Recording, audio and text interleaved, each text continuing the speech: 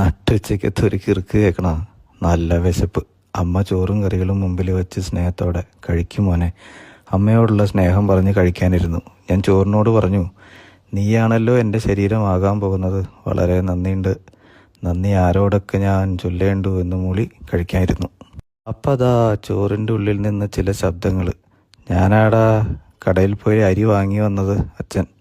ഞാനാ മോനെ ചന്തയിൽ പോയി എല്ലാം മേടിച്ചുകൊണ്ട് വന്നത് എന്ന് പലചരക്ക് ചേട്ടൻ. ലോഡ് ഇറക്കുന്ന ചേട്ടൻ പറയുക, ഞാനില്ലെങ്കിൽ കാണായിരുന്നു എന്ന്. അപ്പം അതാ ലോറി ഡ്രൈവർ, ഞാനല്ലേ ഇതെല്ലാം മേടിച്ച് ഓടിച്ചുകൊണ്ട് വന്നേന്ന്. അപ്പം തന്നെ മണ്ണിൻ്റെ മണമുള്ളൊരു ശബ്ദം, മോനെ കൃഷി ഇറക്കിയത് ഞാനാ. പെട്ടെന്നൊരു കൂട്ടം ശബ്ദം, ചേച്ചിമാരാ, ഞങ്ങളാണ് വിതച്ചതും കൊയ്തതും മരിയാക്കിയതും.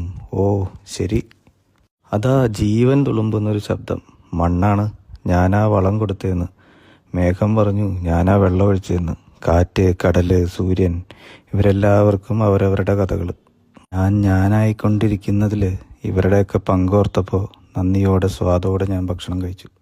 പിറ്റേന്ന് പലചരക്ക് ചേട്ടനോടും ലോഡിറക്കുന്ന ചേട്ടനോടും എല്ലാവരോടും ഒരു വല്ലാത്ത ആത്മബന്ധം. എല്ലാവരും കെട്ടിപ്പിടിച്ച് ചിരിച്ച് വീട്ടിലെത്തി. ആ വിവരം വീട്ടിലെത്തി. മോൻ എന്തോ ഒരു കുഴപ്പമുണ്ട്, കിറുക്ക് തന്നെ. പിന്നെ ഒന്നും നോക്കിയില്ല, ഒരു ചെമ്പരത്തി പൂ പറിച്ച് ചെവിയിലോട്ടങ്ങ് വച്ചു.